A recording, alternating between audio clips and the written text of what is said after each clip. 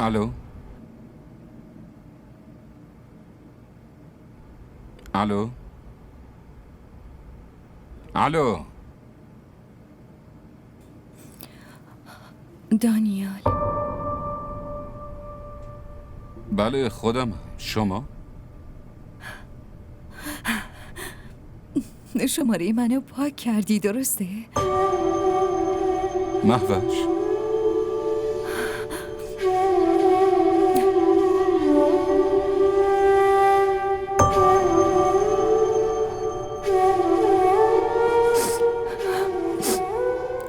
چی شده؟ چرا گریه میکنی؟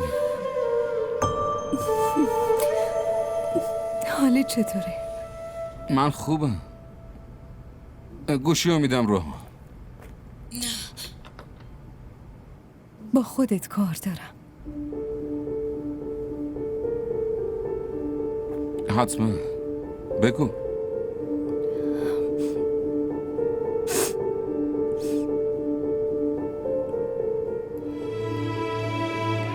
میخوام ببینمت. اینو لطفا نخوا. من نمیتونم. چرا؟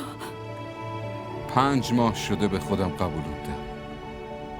فهموندم نمیتونم ببینمت.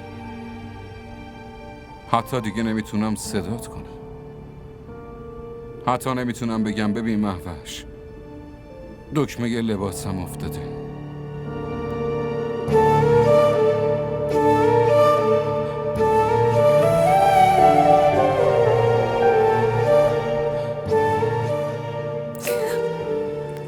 دانیال. مهوش لطفا اینطوری اسممو نیار.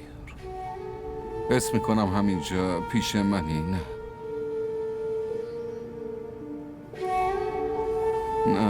نه تو اینجا نیستی.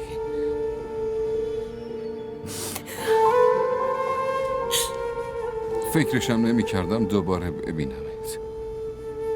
بیایی دیدنم و باز دوباره برگردی. نه بر نمیگردم. دستمو بگیری و نگهم داری. به جونت قسم بر نمیگردم. میخواستم نگهت دارم. بهت که گفتم نرو. قسمتم دادم. مگه یادت نیست؟ فقط همونو یادمه. چشمم ترسیده. دیگه به هیچ کس نمیگم نرو. اینم نمیگم کسی که رفته دوباره برمیگرده.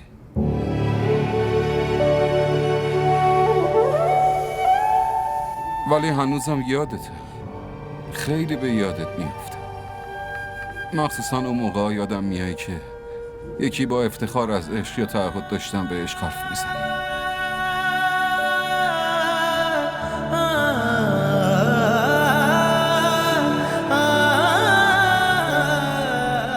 خداحافظ.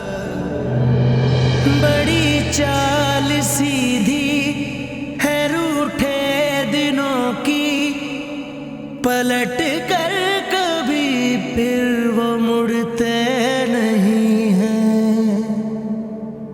मोहब्बत की डोरी वफा के धागे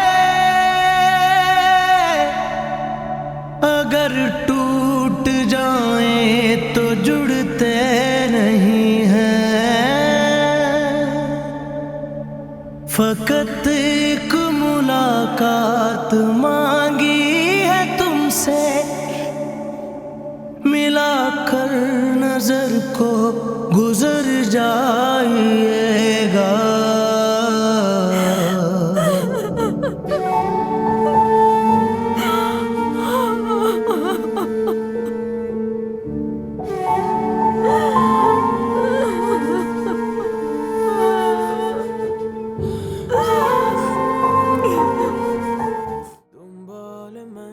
همراه ما باشید و فراموش نکنید که سابسکرایب کنید تا بهترین سریال ها را با دوبله فارسی از تلویزیون دیدی تیوی تماشا کنید.